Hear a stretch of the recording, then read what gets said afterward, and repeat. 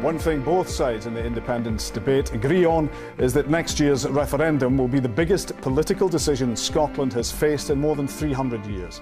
Another major organisation that we would have to negotiate with is NATO. Now, the SNP has pledged that it would give up Trident, but it would remain in NATO. There seems to be an apparent inconsistency there. You give up nuclear weapons, which are described as being obscene and immoral, to join an organisation whose provides the entire security on the basis of these self-same weapons. There is an inconsistency, is there not? Well, 24 out of the 27 member countries of NATO are non-nuclear members of NATO. The only nuclear members of NATO are the UK, the United States of America and France.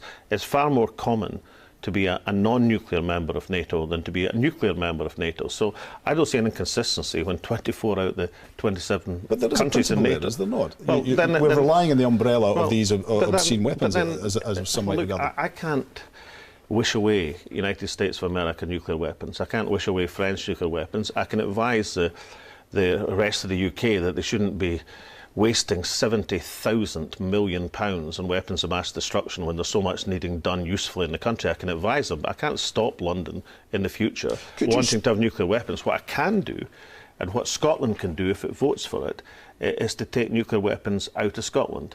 Is not to waste Scottish resources on the obscenity of nuclear weapons, not to have some of the most beautiful parts of Scotland, the scene of Europe's greatest concentration of weapons of mass destruction. We can do that as Scots. We can control our own country. We can't stop America, the rest of the UK and France having nuclear weapons if that's what they want to do. Can you prevent these countries, if we're a part of NATO, from bringing nuclear vessels into these Scottish waters? Well, I mean, they would have the same provisions as all the other countries. I mean, nuclear vessels don't declare, incidentally, whether they've got nuclear weapons on them or not. So we'd have the same provisions as apply, for example, to Norway or Denmark at the present moment. But there could be nuclear weapons in Scottish waters. The point is that it's never confirmed. But that's not the point. There's a huge difference between that on the one hand, and on the other hand, having a massive concentration of Europe's biggest group of weapons of mass destruction, some tens of miles from your major centre of population.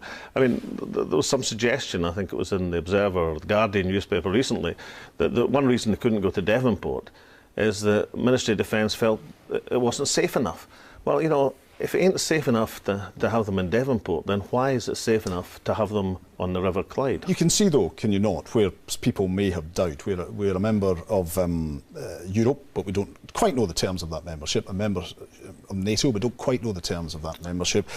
And we don't have the power to set our own interest rates. Some people might say it's independence, but let's take these free in turn. I think we couldn't be clearer about the SNP's position on NATO. It'd be up to the people of Scotland, of course, but the SNP's position.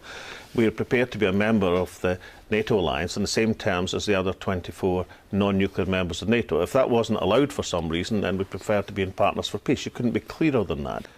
I think if you have the option of being one of the 190 countries in the world without nuclear weapons or one of the 10 who have nuclear weapons, then the sensible, constructive international choice to make is to be one of the 100 and the 190. If you were heading the Scottish government and Scotland was a member of NATO, would you want NATO to get rid of nuclear weapons? And if you favoured NATO keeping nuclear weapons, why are you against having nuclear weapons in Scotland? Well, the NATO, of course, wants NATO to get rid of nuclear weapons. That's part of the nuclear disarmament, as part of the NATO objectives. I think, in fairness to NATO, we should accept that as part of NATO's objective to have a reduction and eventually an elimination of nuclear weapons, as has been stated in a number of NATO documents. So why did you give in on NATO? Well, I don't think I gave in on NATO. Well, you've always been a pretty... It was a debate and a decision at the SNP conference. So the SNP conference decided that a non-nuclear position within NATO was the best defence posture for Scotland. You don't think it shows a bit of ducking and weaving in order to try and... Well, if you're ducking and weaving, you don't take it to a debate at your annual conference. That's not a place where you can duck and weave very successfully. Well, you don't take anything to your annual conference unless you're pretty sure you're going to win it. Well, I think if you looked at the result, John, I mean, it was a pretty intense, closely debated and argued vote. But, it is quite unusual to debate major issues at annual conferences. Perhaps we'll start a new trend in politics. First Minister, what would the relationship of an independent Scotland be with NATO? The SNP took a policy decision last October to be in favour of NATO. Of course, we would only be one party competing to be the Scottish Government. You know, that's a matter that's decided in elections, of course. But our policy position is to be in favour. The reasons for it are quite interesting. I don't think, incidentally, a single vote, or maybe some votes, but not very many, will be swayed by the SNP position on NATO.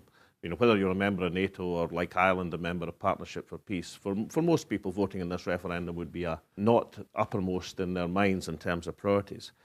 Why we took the decision was basically because of what our friends and partners thought, including the United States, but also partners like Denmark and Norway. And for these countries, Scottish membership in NATO is very important because the alliance covers a substantial geographic area, and a part of that substantial geographic area is Scottish territorial waters, which are strategically significant in terms of the North Atlantic. So we took the decision not to try and get votes in the referendum. We took the decision, and it was a difficult decision for the SNP, and I'll come to that in a second. We took the decision because we knew it was a signal to our friends and partners that we recognised their legitimate interest in the process of Scottish independence. Why was that a difficult decision? Because our objective would be to be a non-nuclear member of NATO.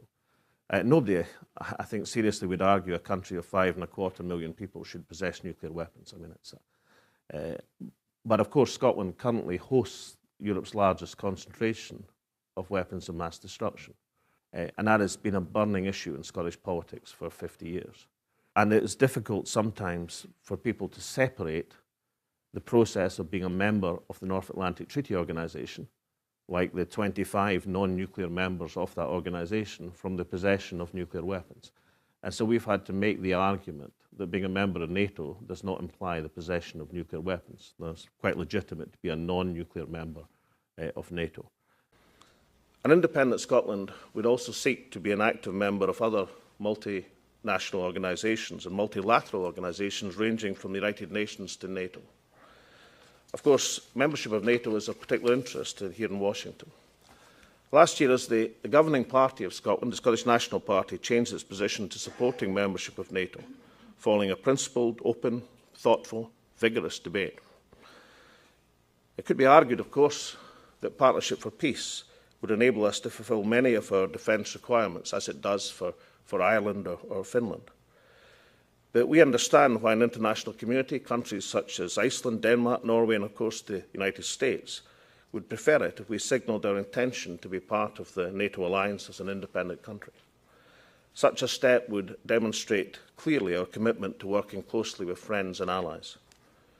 We should acknowledge that NATO is the cornerstone of defence policy for these nations, and therefore membership is a responsible decision for Scotland to seek. Only 3 of NATO's 28 members are actually nuclear weapon states. The majority, including Canada, Norway, Denmark, are fully committed members of the alliance without hosting nuclear weapons. Well, firstly on NATO membership, I mean, obviously Scotland's position would be that we would signify our intent to remain a member of NATO.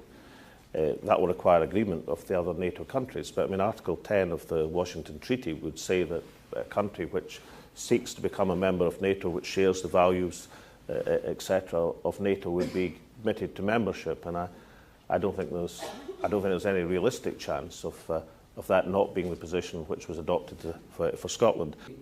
You could argue, I could argue, anybody could argue that a partnership of peace arrangement as Sweden, Finland, Ireland would be perfectly adequate for Scotland's defence requirements, for our own defence requirements.